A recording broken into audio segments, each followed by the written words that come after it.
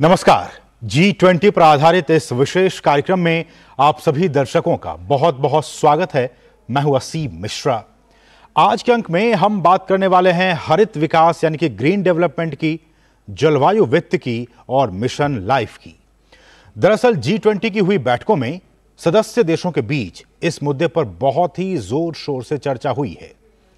दरअसल जितना हमने सोचा था उससे कहीं तेजी से जलवायु संकट हमारी ओर आ रहा है।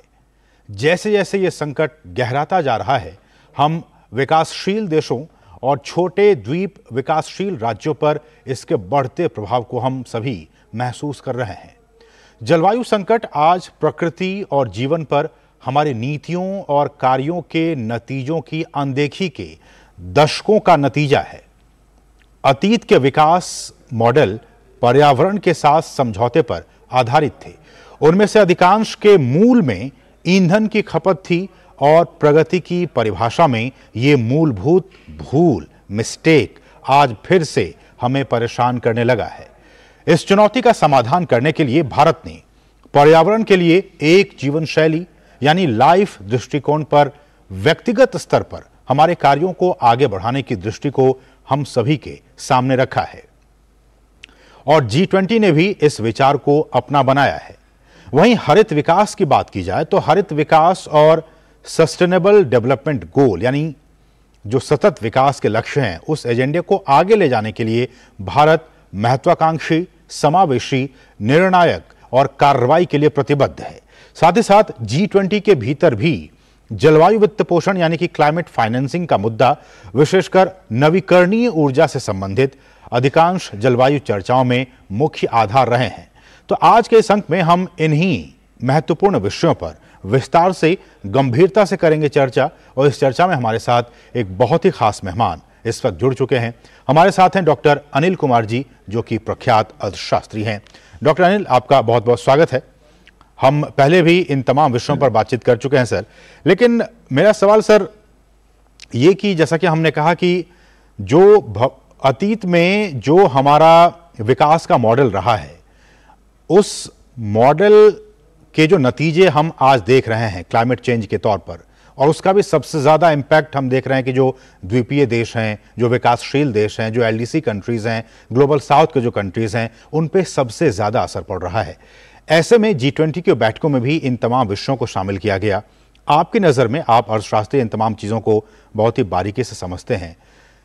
भविष्य का जो ग्रोथ का जो मॉडल होगा वो कैसा होना चाहिए? हमें जलवायु भी चाहिए, हमें पर्यावरण भी चाहिए और हमें विकास भी चाहिए। कैसा होना चाहिए हमारा मॉडल?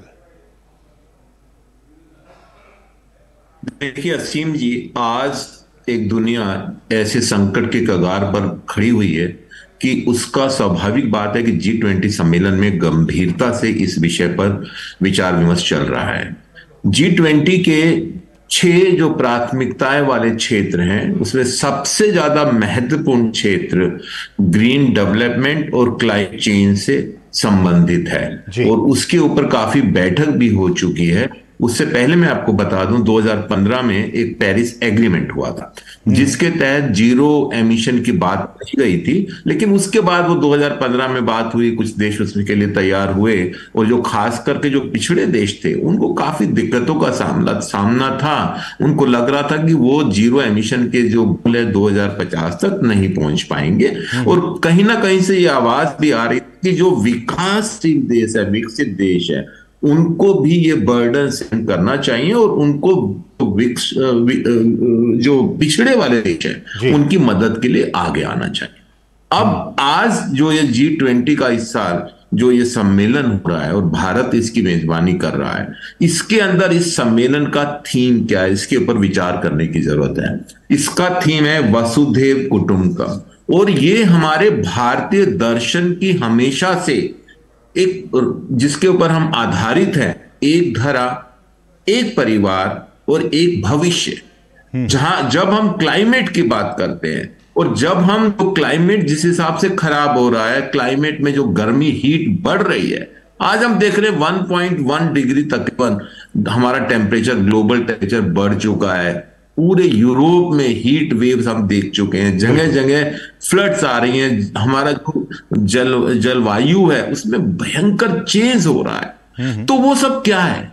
वो सब ग्लोबल वार्मिंग, क्लाइमेट चेंज का ही नतीजा है। तो जो हमारी जो अवधारणा रही है, एक धरा, एक परिवार, एक भविष्य, अगर इस अर्थ को, अगर पृथ्वी को बचाना है, संरक्षण करना है, तो उसके लिए सभी देशों को एक प्लेटफॉर्म पर आकर खड़ा होना पड़ेगा।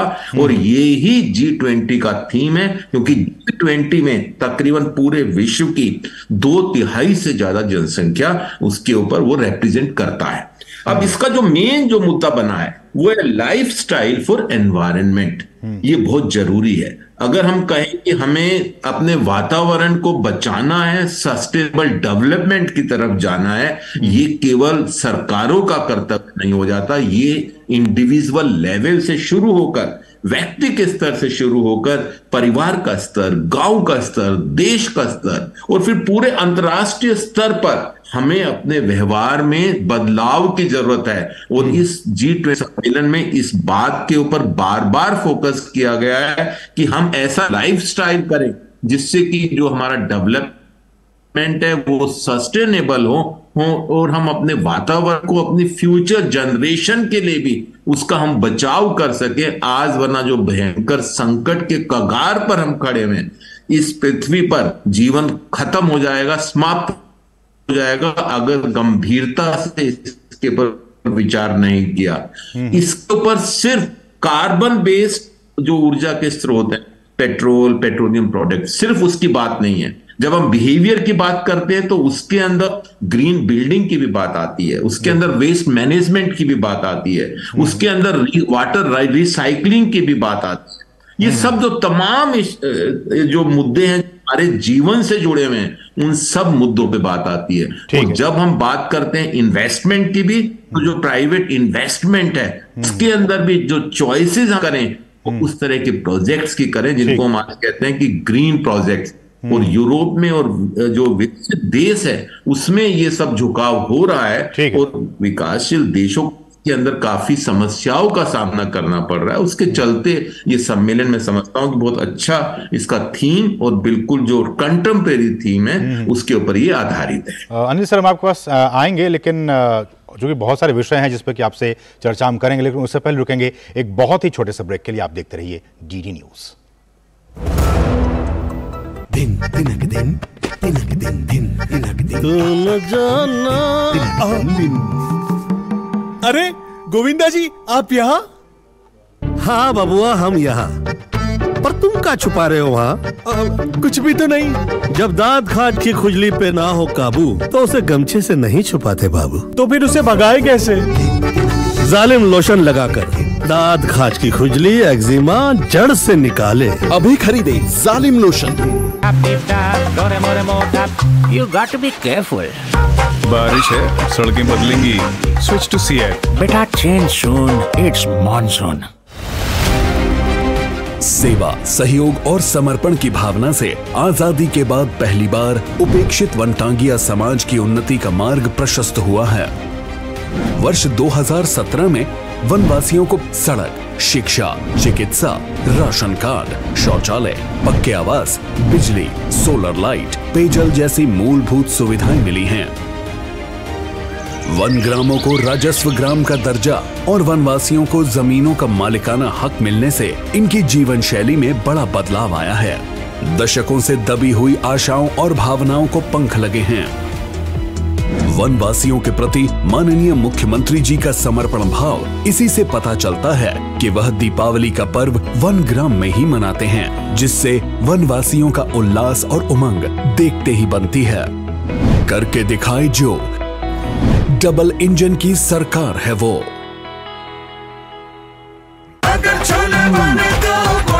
गोल्डी छोले मसाले, जहाँ जाए रिश्ते बनाए, जहाँ जाए रिश्ते बनाए, गोल्डी मसाले। और ब्रेक के बाद आपका फिर से स्वागत है। आप देखें हमारा विशेष कार्यक्रम, जो कि G20 पर जो विषय, जिन विषयों पर चर्चा हुई है बीते महीनों में, उनमें से जो बहुत ही अहम विषय रहे हैं, हम उन्हीं विषयों को हम शुरू कर रहे हैं। और आज हमने जो टॉपिक चुना है वो जलवायु वित्त है, हरित विकास है और मिशन लाइफ है। हमारे साथ अर्थशास्त्री डॉक्टर अनिल हमारे साथ जुड़े हुए हैं। अनिल सर, जो रिपोर्ट्स आ रही हैं लगातार वो बहुत डराने वाले हैं, चौंकाने वाले हैं।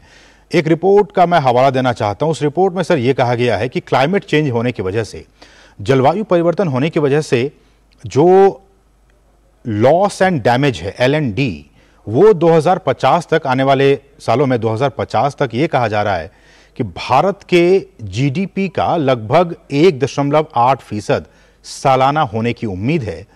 और कहा जा रहा है कि अगर इस लॉस को, इस डैमेज को कम करना है तो जो बहुपक्षीय सहयोग है, मल्टीलैटरल कोऑपरेशन, उसके बगैर ये संभव नहीं है। इस पर आपकी प्रतिक्रिया? देखिए, इसी के पर आधारित G20 का जो सम्मेलन है, उसमें जो सबसे बड़ी बात कही गई है वो ये कि जब तक हम समावेशी सहयोग नहीं करेंगे, उसमें इंक्लूसिव कोलैबोरेशन की जरूरत है, जिसमें सभी देश दुनिया के वो एक प्लेटफॉर्म पर आके खड़े हों, और एक साझी कार्यवाही की जरूरत है। अगर साझी कार्यवाही नहीं होगी तो हम जो विपदा के कगार पर खड़े हुए हैं उससे हम निजात नहीं पा पाएंगे। तो साझी कार्रवाई में अगर एनवायरनमेंट खराब होता है तो पूरा कोई दुनिया के एक हिस्से को प्रभावित नहीं करता, वो पूरी दुनिया को प्रभावित करता है। ये बात सबको समझ में आ गई है, और खास करके वेस्टर्न देशों में यूरोपियन कमीशन भी इसके लिए एक्ट बनाया है, यूएस ने भी इसके बारे में एक्ट बनाया है, हमारे देश में भी ESG के ऊपर काफी इस वक्त जोर चढ़ रहा है, और हमारी कंपनीज के ऊपर भी ये जरूरी हो गया है कि कम से कम जो टॉप की हमारी 1000 कंपनीज हैं वो ESG के फ्रंट पर, एनवायरनमेंट, सोशल और गवर्नेंस के फ्रंट पर क्या कर रही है वो अपनी रिपोर्टिंग करें। तो दुनिया में ये बात तो ठीक है कि इसके बारे में जो ज्ञान है और इसके बारे में जो समझ है उसमें तो वृद्धि हुई है, लेकिन आज जरूरत है तुरंत कार्रवाई की, जो कि भारत ने भी आज और पहले भी काफी प्लेटफॉर्म में कहा कि जो हम चाहते हैं वो ये है कि ambitious, inclusive, decisive and action oriented in taking the green development agenda forward. ये आज जरूरत है कि हमें एक्शन ओरिएंटेड काम है, खाली अब सम्मेलन करने से काम नहीं होने वाला है, और एक डिसाइसिव हमें एक्शन लेना है जिसमें हमने डेडलाइन बनाई हुई है, और धीरे धीरे दुनिया के देश, कम से कम जो विकास वाले देश हैं, वो क्लीन एनर्जी की तरफ जा रहे हैं, लेकिन अभी इसमें काफी कुछ करना बाकी है। ऐसे में अनिल सर, अगर हम बॉन्ड्स की, जी आपने ग्रीन एनर्जी की बात की, मेरे ख्याल से जब भारत ने भी ये सेट किया कि 2070 तक हम कार्बन न्यूट्रल कंट्री बन जाएंगे, ऐसे में ग्रीन एनर्जी की दिशा में बढ़ने के लिए जो सबसे अहम टूल है वो है नवीकरणीय ऊर्जा, सोलर एनर्जी। ऐसे में क्लाइमेट फाइनेंस की नज़र में, उस दृष्टिकोण से अगर हमारा निवेश आज से ही होने लगे सोलर पैनल्स की तरफ, सोलर एनर्जी की तरफ, और उससे जुड़ी जो तकनीक है, जो प्रौद्योगिकी है, तो मुझे लगता है कि आने वाले दिनों में कुछ हद तक हम निजात पा सकते हैं ग्लोबल वार्मिंग और क्लाइमेट चेंज से। देखिए, नवीकरण ऊर्जा की जहां तक बात है कि मैं पिछले 4-5 साल में हम देख रहे हैं कि भारत में जो बजट है उसके ऊपर नवीकरण ऊर्जा के ऊपर काफी उसके अंदर प्रावधान भी किया है। पिछले 6 सालों से सौर ऊर्जा के ऊपर जो हमारा झुकाव रहा है, उसका नतीजा ये हुआ है कि आज जो हमारा टारगेट था, जो हमने 2024 में सेट किया था, वो हमने 2021-22 में ही उसको अचीव कर लिया है। अब हमारा जो टारगेट है सौर ऊर्जा का, वो 100 गीगावाट का है, जो टारगेट हमने स्थापित किया है कि 2024 में हम अचीव कर लेंगे, और उसमें आज हमारे देश में तकरीबन 68% के आसपास गीगावाट सौर ऊर्जा का उत्पादन होता है। दूसरी बात, जिस तेजी से हम इलेक्ट्रिकल व्हीकल की तरफ जा रहे हैं, आज हम दुनिया में तीसरे स्थान पर खड़े हैं इलेक्ट्रिकल व्हीकल को बनाने में, और अभी 2 साल से हमारे बजट में और हमारे प्रधानमंत्री जी ने नेशनल ग्रीन हाइड्रोजन मिशन की बात की है। उस मिशन को यूनियन कैबिनेट ने जनवरी 2022 में पारित करके बताया है कि हम दुनिया में एक लीडिंग प्रोड्यूसर और सप्लायर बनने वाले हैं, और उसके लिए काफी अच्छी राशि भी इस बजट में भी निर्धारित की गई है, और उसमें जो प्रोडक्शन कैपेसिटी का जो टारगेट है वो तकरीबन 5 मिलियन मीट्रिक टन के आसपास है, और अगर ये हम अचीव कर लेते हैं तो न केवल हम ग्रीन हाइड्रोजन एनर्जी की तरफ जाएंगे बल्कि उसको हम एक्सपोर्ट भी करने की स्थिति में आ जाएंगे। तो मेरे को लगता है कुल मिला के इस दिशा में, क्लीन एनर्जी की दिशा में, ग्रीन एनर्जी की दिशा में बहुत अच्छे कार्य हमारे देश में पिछले 5-6 सालों से हो रहे हैं। अब जहां तक आपने फाइनेंस की बात की, तो 2015 में सबसे पहले आरबीआई ने, हमारे रिजर्व बैंक ऑफ इंडिया ने, जो छोटे प्रोजेक्ट्स है, ग्रीन प्रोजेक्ट्स है, फाइनेंसिंग को एक प्रायोरिटी सेक्टर की लैंडिंग होती है, एक कंसेप्ट होता है बैंक में, उसके अंदर शामिल किया। और 2015 के बाद से ग्रीन बॉन्ड भी इस देश में जारी होना शुरू हो गया। उसके बाद हमारी जो देश की जो प्रमुख 2 स्टॉक एक्सचेंज है, बॉम्बे स्टॉक एक्सचेंज ESE कहते हैं और NSE नेशनल स्टॉक एक्सचेंज, उन्होंने ESG मतलब वातावरण पे आधारित जो इंडाइसिस है, ESG इंडाइसिस भी जारी करना शुरू कर दिया है। और जो एनवायरमेंटल फ्रेंडली प्रोजेक्ट्स हैं उसके बारे में भी हमने डेटाबेस बनाना शुरू कर दिया। तो इस दिशा में काफी काम हो रहा है, काफी काम करना। और लेकिन अनिल सर, आपको लगता है कि इस दिशा में काम हो रहा है? आपने भी कहा कि लगातार काम हो रहा है, लेकिन और भी रिसर्च और डेवलपमेंट, R&D की काफी जरूरत है, न सिर्फ भारत के लिए बल्कि G20 के जो तमाम देश हैं, ब्रिक्स के जो देश हैं, वो अगर R&D करें तो उसका फायदा जो ग्लोबल साउथ के कंट्रीज हैं या फिर जिनकी GDP कम है, उन देशों को काफी मिलेगा। बिल्कुल, इसके अंदर यही एक प्रमुख मुद्दा है कि जो नेशन है उनको अपनी जो डेवलपमेंट की है उनको वो टेक्नोलॉजी को ट्रांसफर करना चाहिए, क्योंकि जो पिछड़े हुए देश हैं, जो विकास से टेक्नोलॉजी को, महंगी टेक्नोलॉजी को एफोर्ड नहीं कर सकते हैं। दूसरा, जो सोलर एनर्जी के इक्विपमेंट्स हैं उसको बनाने के जो साधन है वो भी काफी विकासशील देशों में उपलब्ध नहीं है। उसके बारे में भी कुछ पहल होनी चाहिए और जो विकसित देश है उनको इस बारे में आगे आना चाहिए। और तीसरी बात है जिसके ऊपर विचार मैं समझता हूं कि जरूरी है कि आज हम इलेक्ट्रिकल व्हीकल और सौर ऊर्जा के ऊपर जोर तो दे रहे हैं, लेकिन आने वाले समय में अगर लिथियम के ऊपर माइनिंग सेक्टर का क्या प्रभाव पड़ेगा, इसके ऊपर भी हमें R&D करनी पड़ेगी। और इस तरह के हमें दूषित वातावरण को पहले से ही सोचते हुए उसके ऊपर भी कार्य करना जरूरी है। ठीक है, ठीक है सर, रुकेंगे एक और छोटे से ब्रेक के लिए, और ब्रेक के बाद जब वापस आएंगे तो इस विषय पर और भी चर्चा हम जारी रखेंगे। लेकिन उससे पहले रुकेंगे बहुत ही छोटे से ब्रेक के लिए। आप देखते रहिए DD न्यूज।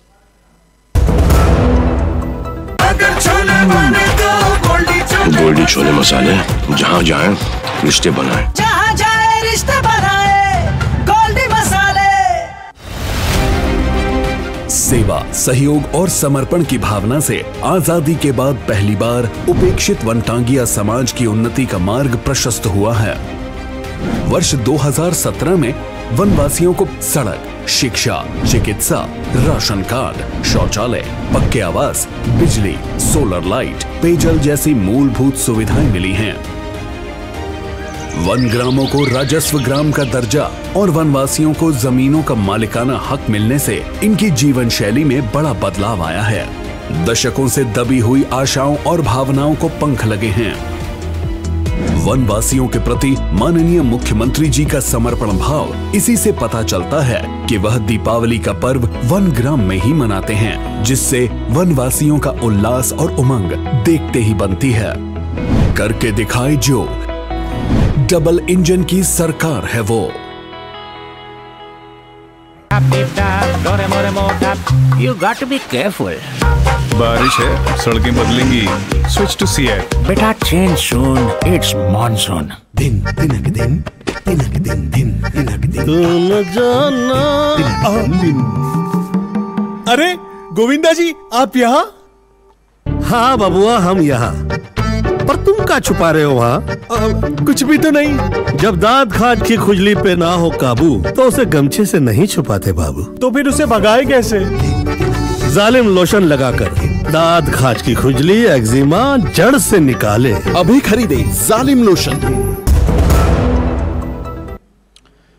और ब्रेक के बाद आपका फिर से स्वागत। अनिल सर, मेरा सवाल ये कि जब मिशन लाइफ की भी बात होती है तो प्रधानमंत्री ने कहा था जब इस योजना की शुरुआत की गई थी, मिशन लाइफ अगर उसको भारतीय संस्कृति से जोड़ के देखा जाए तो हमारी तो पर्यावरण अनुकूल जीवन शैली रही ही है परंपरागत तौर पर। ऐसे में G20 की बैठकों में इस बात को उजागर किया गया कि इस तरह की जीवन शैली और मिशन लाइफ को न सिर्फ हमें शहरी इलाकों तक बल्कि अब इसे एक बार फिर से ग्रामीण इलाकों तक भी उसके दायरे को बढ़ाने की जरूरत है। ग्रामीण अंचल को भी इसमें शामिल करने की जरूरत है। इस पर आपकी प्रतिक्रिया? देखिए, मैं इसको आत्मनिर्भर भारत से भी जोड़ना चाहूंगा कि जो हमारी इंडिजिनस टेक्नोलॉजीज थी जिसमें एनवायरनमेंट को बहुत कम हार्म होता था, जो कि पर्यावरण के अनुकूल हम जो तरीके अपनाते थे, उसको हमें वापस जाना पड़ेगा। और उसके लिए जरूरी है कि हमारे गांव जो पहले स्वावलंब के ऊपर आधारित थे उसकी दिशा में काम हो। अब मैं एक छोटा सा आपको उदाहरण देके अपनी बात को समझाने की कोशिश करूंगा। काफी गांव में सोलर एनर्जी के ऊपर, सौर ऊर्जा के ऊपर काम हो रहा है। उन्होंने अपने घरों की छत के ऊपर उसके पैनल्स लगाए हुए हैं। उसके फल तो क्या हुआ है कि अब वो जो फोसिल बेस्ड, कार्बन बेस्ड जो बिजली आती है उसके ऊपर उनकी निर्भरता खत्म हो गई है। निर्भरता खत्म होने से वो अपने गांव की जो आवश्यकता है बिजली की, न केवल उसको पूरी करते हैं बल्कि उसमें कुछ सरप्लस जनरेट करके उसमें एक इनकम का भी साधन बन रहा है। दूसरा, जो पवन ऊर्जा है, हमारी पवन ऊर्जा एक बिल्कुल बहुत पुराने टाइम में इस्तेमाल होती थी। आज दुनिया दोबारा से विंड एनर्जी की तरफ जा रही है, बायोगैस की तरफ जा रही है। अगर हमें अपने गांव को भी साथ में सस्टेनेबल डेवलपमेंट में मिलाना तो इसकी तरफ में दोबारा से जोर देना पड़ेगा। आज दुनिया में काफी, यूरोप में और बाकी दूसरे देशों में पवन ऊर्जा के ऊपर हमने देखा विंड मिल से काफी अच्छी एनर्जी की पैदावार हो रही है। तो ऐसा हमारे देश में पहले होता था, अब दोबारा हमें वहां पर लौट के आना पड़ेगा। आज के समय में जरूरत है कि हम न केवल सस्टेनेबिलिटी की बात करें, तो सिर्फ न केवल शहरों की बात करें बल्कि उसके अंदर हमारी ग्रामीण अर्थव्यवस्था है जिसमें तकरीबन हमारे 40-45% जनसंख्या रहती भी है, उनको भी हमें पर्यावरण के अनुकूल बनाना पड़ेगा और उसके ऊपर हमें जोर देना पड़ेगा। ऐसे में सर आखिरी सवाल ये कि जी अनिल सर, मेरा आखिरी सवाल ये कि जो टेक्नोलॉजी है, जो प्रौद्योगिकी है, उस तक न सिर्फ विकसित देशों की बल्कि विकासशील देश और विकासशील देशों में भी जो समाज के अंतिम पंक्ति तक लोग खड़े हैं उस पायदान में, उन तक भी उस तकनीक की पहुंच हो, यह भी सुनिश्चित करना होगा। बिल्कुल, जब तक इंक्लूसिव डेवलपमेंट की भी बात हुई है G20 में, और हमारा भी पूरा जो जोर है वो इंक्लूसिव डेवलपमेंट, समाज के हर वर्ग को, और समाज के हर वर्ग को अगर मैं वैश्विक पटल पर देखूं तो इस दुनिया का भविष्य, हमें जैसे हमारा ये थीम भी है वसुधैव कुटुंबकम, जब तक हम पूरी दुनिया को एक परिवार के रूप में नहीं देखेंगे, परिवार के रूप में अगर हम देखते हैं, इसका मतलब जो विकसित देश है उनको विकासशील देशों की तरफ भी देखना पड़ेगा, पिछड़े देशों की तरफ भी देखना पड़ेगा, और ये उनको फैसिलिटेट करना पड़ेगा कि जो ग्रीन क्लीन एनर्जी है उसका फायदा उन तक भी पहुंचे, जिससे कि पूरा हमारा एनवायरनमेंट है, पूरी हमारी जो अर्थ है, हमारी जो पूरी भूमि है वो पूरी की पूरी सुरक्षित हो जाए। और आज जो हम इसकी कार्बन एमिशंस की बात करते हैं, क्लाइमेट जो चेंज हो रहा है, क्लाइमेट में हमारे टेम्परेचर में वृद्धि हो रही है, तो उसकी तरफ जो हम बात कर रहे हैं, तो मेरे को लगता है कि वो गंभीरता से तो ही इसका समाधान पाएगा जब तक सब देश मिलकर इसके ऊपर काम ना करें। चलिए, बहुत बहुत शुक्रिया अनिल सर हमारे साथ जुड़ने के लिए और इन तमाम गंभीर विषयों पर बहुत ही गंभीरता से हमारे साथ चर्चा करने के लिए आपका बहुत बहुत शुक्रिया। तो इसके साथ ही इस विशेष कार्यक्रम में बस इतना ही। मुझे और हमारी जो पूरी टीम है उसको दीजिए आप अनुमति। नमस्कार।